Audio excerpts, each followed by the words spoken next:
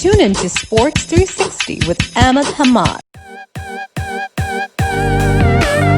Sports 360 के एक नए एपिसोड के साथ मैं हूं आपका होस्ट अहमद हमाद और आज हमें ज्वाइन कर रहे हैं all the way from United States from Dallas former test cricketer Asif Mujtaba. Thank you. अस्सलाम वालेकुम। आसिफ भाई 22 साल फर्स्ट क्लास क्रिकेट आपने खेली, बेहतरीन परफॉर्मेंस दी। 19 साल की उम्र में आपने डेब्यू किया और फिर पाकिस्तान की तरफ से 25 test match, 66 one day international matches और बेतहाशा परफॉर्मेंस। अगर हम डोमेस्टिक क्रिकेट की बात करें तो 49 सेंचुरी, लेकिन कंसिस्टेंट परफॉर्मर। डोमेस्टिक क्रिकेट में आपकी ऑलमोस्ट 50 के करीब एवरेज रही और फिर इसी तरह टेस्ट क्रिकेट में 25, 26।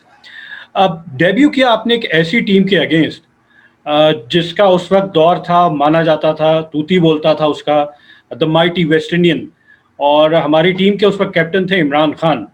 तो वो कैसे आपके उस वक्त के तासुरात थे जब आपको उस वक्त डेब्यू कराया गया against the mighty West Indians? Of course, आप जब कंट्री के लिए खेलते हैं तो कंट्री के लिए खेलना उस वक्त आप डेफिनेटली अभी भी बहुत ज़बरदस्त होती है बात कि आप कंट्री के लिए खेलना। उस वक्त जो है ना, एक फीलिंग हमेशा दूसरी होती थी, क्योंकि उस वक्त मेटेरियलिस्टिक इतना नहीं था, ठीक है ना, क्रिकेट खेलना। उस वक्त ये था कि अगर आप अपने स्कूल की टीम में सिलेक्ट होते थे तो आपको मतलब इतनी खुशी होती थी, फिर कॉलेज, फिर सिटी, फिर अंडर 19 और फिर जाके जब जो परफॉर्मेंस करने के बाद या जब के बाद आप पाकिस्तान के अपने कंट्री के लिए रिप्रेजेंट कर रहे हैं और एक 19 साल की उम्र में करना, उसका मतलब जो भी था, जो भी फीलिंग्स है वो लफ्जों में बयान नहीं की जा सकती। लेकिन एक डेफिनेटली उस वक्त आप ये समझते हैं कि जी कि आपने जो मेहनत कर रहे थे उसका आपको आज फल मिल रहा है। तो ये एक फीलिंग होती है कि आपने जो अचीव की है अपने अपने उस मुकाम में पहुंचने के लिए, उसका एक आपको रिवॉर्ड था। जो हम जो भी खेलते हैं पाकिस्तान के लिए, उनको एक रिवॉर्ड मिलता है कि उनकी जो अचीवमेंट रही है जिसकी वजह से उनको रिवॉर्ड मिला है।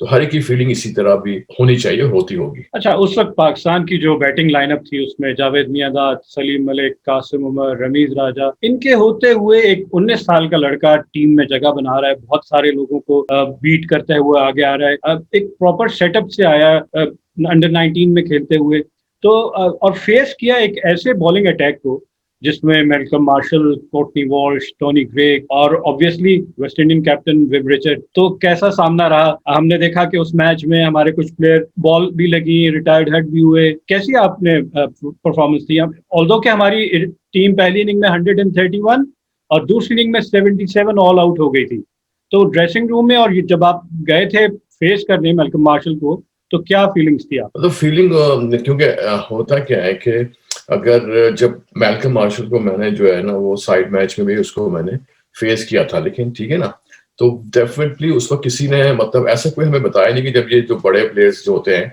जब नॉर्मल साइड प्रैक्टिस मैच करते हैं इनकी बॉलिंग दूसरी होती है, जब टेस्ट मैच में आती है तो दूसरी होती। उस वक्त ना तजुर्बेकारी भी थी, लेकिन जब मैंने जब मैल्कम मार्शल को फेस किया, मैंने कहा ये तो मैल्कम मार्शल ही नहीं जो जिसको मैंने फेस किया था साइड मैच में ना। तो उस वक्त हमें मतलब एक्चुअली क्या होता है कि समटाइम ऐसा कुछ ज्यादा चीजें मालूम ना तो वो आपके लिए अच्छा होता है। तो उसमें क्या कि उसमें कोई ऐसा प्रेशर नहीं कि आप इनको खेलने जा रहे हैं, वो एक नॉर्मल मैच की तरह खेलेंगे। हाँ, डेफिनेटली प्रॉपर जो परफॉर्मेंस का प्रेशर तो होता है आपके ऊपर कि आपने परफॉर्मेंस करनी है। तो लेकिन ऐसा कोई फीलिंग नहीं है कि आप जो है ना माइटी वेस्ट इंडीज को फेस करने जा रहे हैं, क्योंकि मैंने कहा ना कि समटाइम जो आपको ज्यादा मालूम ना हो तो वो आपके लिए ब्लेसिंग हो जाती है, तो आपको ज्यादा पता हो तो मुश्किल हो जाती है फिर। हाँ, वो बिल्कुल सही कह रहे हैं आप, क्योंकि नेट में आप ऑलरेडी वसीम अकरम, इमरान खान, इन लोगों को फेस करते थे। इमरान खान उस वक्त अच्छे खासे बॉल करते थे, जनरल फास्ट बॉलर थे, और वसीम अकरम वी ऑल नो किस तरह आए टीम में और उसके बाद से कितना जल्दी उन्होंने प्रोग्रेस की। मैं जानना चाहूंगा कि आपको टेस्ट डेब्यू जिस वक्त अनाउंस होता है कि आज सुबह आपने मैच खेलना है, तो कैप्टन इमरान खान ने आपको क्या बकअप किया, क्या मशवरा क्या दिया उन्होंने? क्योंकि उसमें इस वक्त ये था जब मैं टेस्ट टीम के लिए आया तो उससे पहले मैं दो जो वेस्ट इंडीज के साइड मैचेस में खेल चुका था और दोनों में परफॉर्मेंस की थी। और फर्स्ट टेस्ट मैच में जो फर्स्ट फैसलाबाद में था उसमें अनफॉर्चुनेटली सलीम अली के जो है ना बाजू इंजर्ड हो गया था, तो वो जगह खाली हुई थी, जिसकी वजह से क्योंकि मैं एक करंट फॉर्म में आ रहा था, 2 मैचेस खेलता हुआ आ रहा था, साइड मैच में परफॉर्म करता था, तो उसके हिसाब से मुझे उसी वक्त उन्होंने मौका दे दिया। उसे आप कह सकते हैं कि उस वक्त जो अभी हम कहते हैं ना फास्ट ट्रैकिंग था कि जो प्लेयर फॉर्म में उसको फौरन चांस दे तो फिर देखा जाएगा। लेकिन जब वो कैप दी तो वो हमारे मरहूम अभी अल्लाह उनको जन्नत नसीब करे कर्नल नफीर नसीब उस वक्त सेक्रेटरी थे पाकिस्तान क्रिकेट बोर्ड के। तो खद्दाफी स्टेडियम में ड्रेसिंग रूम में उन्होंने जाके इमरान खान को जो हमारे कैप्टन थे उनको कैप दी कि भाई मुझे हैंड ओवर करें पाकिस्तान की ग्रीन कैप जो बैगी कैप हम कहते हैं। तो इमरान भाई ने फिर मुझे वो कैप हैंड ओवर की और कहे शाबाश जैसा मतलब जो भी है मतलब वो कोई कोचिंग नहीं होती थी उसमें ये होता है कि जो तुम कर सकते हो वो करो अपनी बेहतर जो ट्राई कर सकते हो जो बेहतर कोशिश वो आपने करनी है क्योंकि उस वक्त हमारे पास कोचिंग का कोई ऐसा कॉन्सेप्ट नहीं था। तो आई विश कि हमारा अभी आजकल जो कोचिंग फैसिलिटीज हैं जो जिस तरह की टेक्नोलॉजी अगर वो होती है उस वक्त तो शायद जो उस वक्त के प्लेयर थे वो और बेटर परफॉर्मेंस करते। मैं not talking about Pakistan, talking about every country.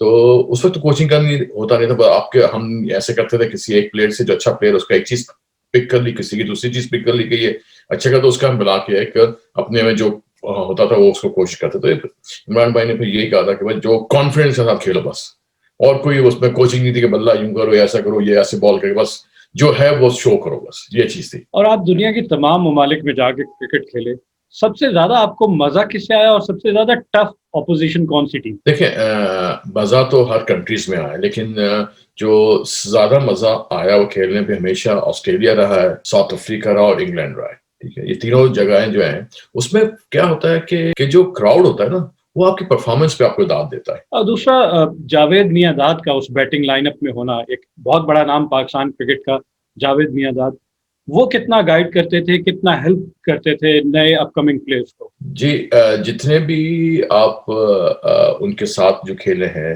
जब वो खेलते थे उनके साथ जो भी नए प्लेयर्स आए हैं और थ्रू आउट उनके कैरियर में या उसके बाद वो कोच बने तो आप हर प्लेयर आपको ये बताएगा कि हर प्लेयर के इन्होंने अंदर दिल से जो है खुले दिल के साथ हर एक की मदद की है, हर एक को सिखाया कि क्या कैसे क्रिकेट खेली जाती है। ठीक है, तो जो आज अभी मेरे से बहुत सारी मैं कोचिंग करता हूं, मैं इस वक्त यूएसए वुमेन्स यूथ का हेड कोच भी हूं इस वक्त। जो भी सब मेरी जो जो जो कोचिंग की जो स्किल है या वो है जो मैंने जावेद भाई से सीखी है ना वही मैं, क्योंकि वो प्रूवन स्किल्स हैं, वो प्रूवन स्किल्स हैं चाहे वो आज से 30 साल पहले की हो चाहे उससे कोई ताल्लुक नहीं होता, टेक्नोलॉजी जो मर्जी आ जाए। जो भी बैट्समैन उस वक्त थे तो आप उनसे किसी से पूछेंगे उन्होंने जिस तरह हर बैट्समैन की इवन बॉलर या हर प्लेयर की जिस तरह मदद की है वो अनबिलीवेबल है। कोई पाकिस्तान में ऐसा प्लेयर नहीं आया जब तक मैं मतलब मौजूद था तो क्या किसी ने इस तरह या उसको इस तरह की नॉलेज होगी। ठीक है ना, जितने मर्जी आ जाए तो जो नॉलेज जावेद भाई के पास है वो एक अनबिलीवेबल है। ठीक है ना, दो उसका सही से इस्तेमाल नहीं किया गया, वो हमारी बदकिस्मती है पाकिस्तान की। अच्छा, आपने अपना करियर का एंड जो है वो आखिरी टेस्ट मैच अगेंस्ट श्रीलंका खेला। उस मैच के हवाले से मैं बात करूंगा कि दो हमारे फास्ट बॉलर्स खेले थे और दोनों अनफिट हो गए थे और सेकंड इनिंग्स में सलीम मलिक और एजाज अहमद ने बॉल किया था नया बॉल, और वो ऐसे बॉलर शाहिद नजीर और मोहम्मद जाहिद। आपने मोहम्मद जाहिद को देखा, आपने शोएब अख्तर को भी देखा, आपके नजर में अगर मैं स्पीड का मुआवजा करूं तो कौन ज्यादा तेज था? मेरे हिसाब से जाहिद तेज था, जाहिद बहुत डिसेप्टिव था वो क्योंकि वो जो इवन शोएब ने भी कई दफा बोला कि जाहिद उससे कहीं तेज था। तो मैं उस बात की बात सही कहता हूँ कि मतलब अभी तेज का उस वक्त मशीन नहीं, हम जो नेकेड आई देख सकते क्योंकि जाहिद जो था ना वो एयर में काफी तेज था, एयर में ना, और शोएब जो था वो ऑफ द पिच उसकी गेंद निकला। दोनों डिफरेंट डायमेंशंस के बॉलर थे। बड़ी अनफॉर्चुनेट रही पाकिस्तान क्रिकेट के लिए कि जाहिद जो है वो फिटनेस की वजह से पाकिस्तान के लिए ज्यादा क्रिकेट नहीं खेल सका, वरना he was very quick. Shahid Nazir का था वो भी जितना जिस कैलिबर के बॉलर थे उतनी क्रिकेट पाकिस्तान के लिए नहीं खेल सका जिस तरह वो उसकी और वो एक्चुअली बड़ा फिट प्लेयर था, very fit player, very athletic player था वो। तो वो भी इसको भी पाकिस्तान के ज्यादा खेलना चाहिए था, फॉर सम रीजन वो भी नहीं खेल सका। और एक और बॉलर जिसके साथ ज्यादती अंपायर ने कर दी, आमिर नजीर, वेस्ट इंडीज के अगेंस्ट हम खेल रहे थे और वो हैट्रिक कर सकते थे और अंपायर ने आउट नहीं दिया लेग बिफोर। वो भी एक अच्छा एसेट था पाकिस्तान के लिए। उस वक्त डीआरएस नहीं था तो हाँ नहीं, आमिर नजीर भी जब आया था अच्छा, वो भी ऑफ द पिच तेज करता था। फिर अच्छा, पाकिस्तान की तारीख में अगर मैं बैटिंग की बात करूं तो बहुत बड़े बड़े नाम हैं उसमें, स्टार्टिंग फ्रॉम हनीफ मोहम्मद, मुश्ताक मोहम्मद, जहीर अब्बास, जावेद मियांदाद, माजिद खान, फिर आप लोग के साथ ऑब्वियसली जावेद मियांदाद, फिर इंजमाम उल हक, मोहम्मद यूसुफ, सईद अनवर, यूनुस खान। ये वो नाम है जिन्होंने बेहतरीन परफॉर्मेंस दी। अगर मैं आपसे कहूं कि इनमें से टॉप 3 आपकी नजर में कौन थे? बैट्समैन की बात कर रहे हैं ना? बैट्समैन देखिए जावेद मियां तो नंबर 1 है। ठीक है, हनीफ मोहम्मद को हमने देखा लेकिन I will consider Hanif Mohammad, Allah उनको जन्नत नसीब करे मेरे। और तीसरा जो बैट्समैन थे वो थे इंजमाम उल हक। ठीक है, 3 बैट्समैन बताया ना जो कि हनीफ मोहम्मद, जावेद मियां था, इंजमाम उल हक। यूनुस खान हो गए, यूसुफ हो गए, ठीक है, और दूसरे बैट्समैन सारे ग्रेट बैट्समैन हैं, लेकिन सबको मैं पिक नहीं कर सकता जो मेरे नजर में है। किसी का यूनुस हुआ, किसी का मोहम्मद यूसुफ हो गए, तो ये 3 बैट्समैन मैंने बताया आपको, ये टॉप जो मेरे नजर में है टॉप बैट्समैन। और अब इसी तरह अगर मैं बॉलर्स की फहरिस्त का आपके साथ तस्करा करूं कि स्टार्टिंग फ्रॉम फजल महमूद, खान मोहम्मद, इमरान खान, सरफराज नवाज, वसीम अकरम, वकार यूनुस, शोएब अख्तर, मोहम्मद आमिर, मोहम्मद आसिफ। मैं आपको बताऊं कि ये तो बहुत ही आप 3 देखे ना, सारे हर एक एरा में अपने अपने टाइप के बॉलर्स थे ना। ठीक है, हम फजल महमूद को इंक्लूड कर दें कि हमने उनको देखा नहीं, ठीक है, उनकी परफॉर्मेंस, उनकी जो अचीवमेंट है पाकिस्तान की, तो उनको उस बेस पे अगर हम उसको इंक्लूड करते तो दूसरा जो नंबर 1 बॉलर तो वसीम अख्तर, इसमें कोई डाउट नहीं, ठीक है ना। तो जब मैं नंबर 3 फजल महमूद के, अब इसमें आपके पास इमरान खान आ जाते हैं, आपके पास शोएब अख्तर आ जाते हैं, वकार यूनुस आ जाते हैं, मोहम्मद आसिफ आ जाते हैं, ठीक है। आमिर का मैं भी कंसिडर नहीं कर सकता, ठीक है। तो ये बॉल में आपने एक बॉलर चूज करना है, ठीक है ना। तो जो चूज करना है उसमें जो है ना, जो वो है वकार यूनुस। तो आपकी फहरिस्त में वसीम अकरम नंबर 1, वकार यूनुस और फजल अहमद। शोएब अख्तर को देखें, शोएब अख्तर का ये था कि आप यकीन करें, शोएब अख्तर की जो अगर उसकी फिटनेस नहीं होती, तो मैं जब था खेल रहा था उस वक्त, तो मैंने उस वक्त ये कहा था कि अगर शोएब अख्तर की फिटनेस नहीं थी, शोएब अख्तर पाकिस्तान की कप्तान होगा, लेकिन वो फिटनेस की वजह से जो उसके इश्यूज रहे उसकी वजह से, लेकिन और Mohammad Asif classical bowler, no doubt about it ना। तो ये पाकिस्तान की बदकिस्मती कि वो जिस रीजन की वजह से वो नहीं गया, तो ये पाकिस्तान की बदकिस्मती रही है। तो ये 3 बॉलर जो मैंने बताया ना, वसीम अकरम, वकार यूनुस, फजल महमूद। और अगर स्पिनर्स की बात कर ली जाए तो इकबाल कासिम, नसीम उल गनी। स्पिनर्स तो जो आया वो नंबर 1 अब्दुल कादिर, ठीक है, Iqbal Qasim, Saqlain Mushtaq, and the magician Saeed Ajmal. मैं सकलाइन मुश्ताक को लूंगा कि वो इन्वेंटर ऑफ दूसरा। अच्छा, क्रिकेट में फिर विकेट कीपर के बगैर क्रिकेट कंप्लीट नहीं होती, तो वसीम बारी, सलीम यूसुफ, मोइन खान, राशिद लतीफ, कामरान अकमल, अनिल दलपत, अशरफ अली, इनके होते हुए आपके लिए टॉप 3 के विकेट कीपर्स हमारे कौन हो सकते? टॉप 3 के wicket keeper number 1 Rashid Latif, ठीक है, वसीम बारी, ठीक है, और इम्तियाज अहमद का बोल रहे हैं, तो इसलिए मैं एक एरा वहां से भी ले रहा हूँ उनको ना, तो इसलिए उनको वहां से मैंने कभी नहीं देखा, लेकिन जो as a wicket keeper batsman की परफॉर्मेंस रही है उसके हिसाब से इम्तियाज अहमद, राशिद लतीफ, वसीम बारी, इम्तियाज अहमद। अच्छा, अब मैं प्रोग्राम के एंड पे उस मैच का जिक्र करूंगा कि छक्के से लोग कितने मशहूर हुए।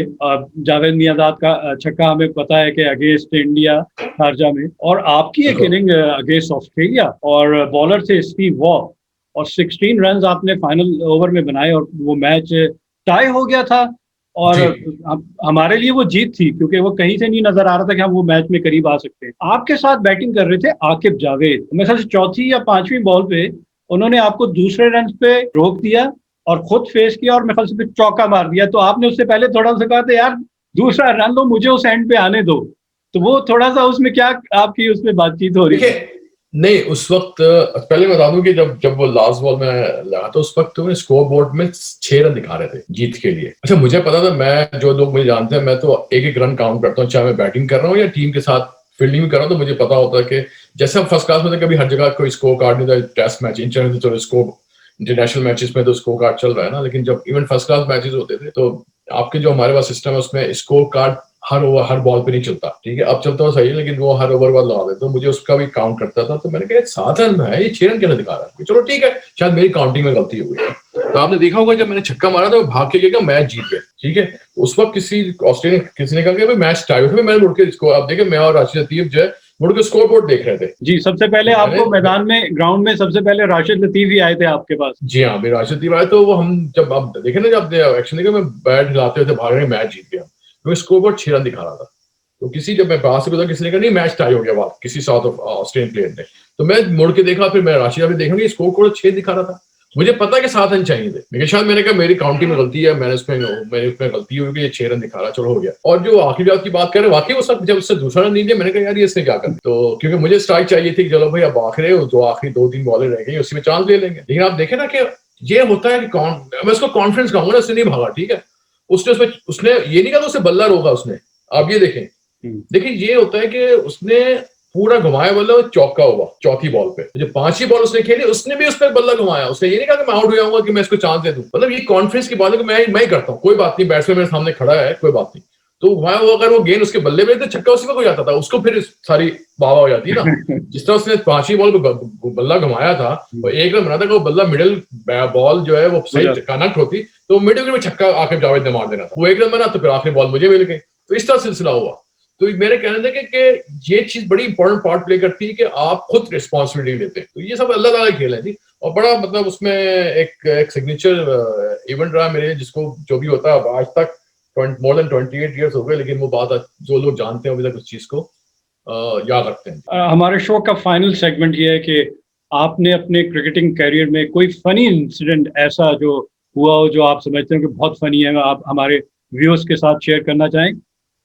बहुत पुरानी बात, हम लोग वेस्ट इंडीज में थे, तो हमारा एक प्लेयर था शकील अहमद, ठीक है ना, तो उसको स्विंग नहीं आती, तो वो हम स्विंग पूल पे थे, तो किसी ने उसको ना, मैं ख्याल में अताउर रहमान था, किसने किया, तो उसको धक्का दिया स्विंग पूल पे, वो स्विंग पूल से बाहर आया, तो उसके पीछे भागा, वो कह रहा है कि मैंने तैरना नहीं छड़ना, मैंने क्रिकेट जानी भूल, मैंने तैरना नहीं छड़ना, तूने स्विंग पूल में क्यों धक्का दिया? तो हमने कहा मतलब वो एक बिकॉज याद है कि वो उसे जो वर्ड थे ना, मैंने क्रिकेट जानी भूल, मैंने तैनू नहीं छड़ना, तूने स्विमिंग पूल धक्का क्यों दिया?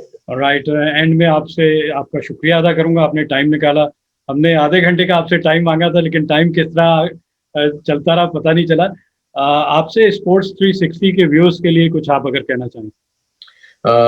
इसके लिए मैं लेके जाऊंगा कि भाई कि आप जो भी काम कर रहे हैं, ठीक है, उसको ऑनेस्टी के साथ करें, तो आपको रिजल्ट मिलेगा। आप समझते हैं कि मैं ये, और कभी ब्लेम गेम ना करें, जैसे कहते हैं ना ब्लेम गेम, कि अपनी Keep on गलतियां watching छुपाने के Sports लिए, अपनी कोताहियां 360 छुपाने with के Ahmed लिए Hamad for किसी latest और को news, ब्लेम कर, views, ठीक है? and interviews अगर of आपने sports मेहनत की है personalities और from आपको उसका रिजल्ट around नहीं the मिला, तो कोई world. बात नहीं, अल्लाह ताला पे तवक्कल करें, उसका रिजल्ट आपको कहीं ना कहीं आपको आके दे देगा। Thank you very much for being on the show, और आपसे दोबारा इंशाल्लाह राब्ते में रहेंगे, दोबारा फिर किसी और एपिसोड में आपको इनवाइट करेंगे अपने show. Thank you, Allah Hafiz. Keep on watching Sports 360 with Ahmed Hamad for latest news, views, and interviews of sports personalities from around the world.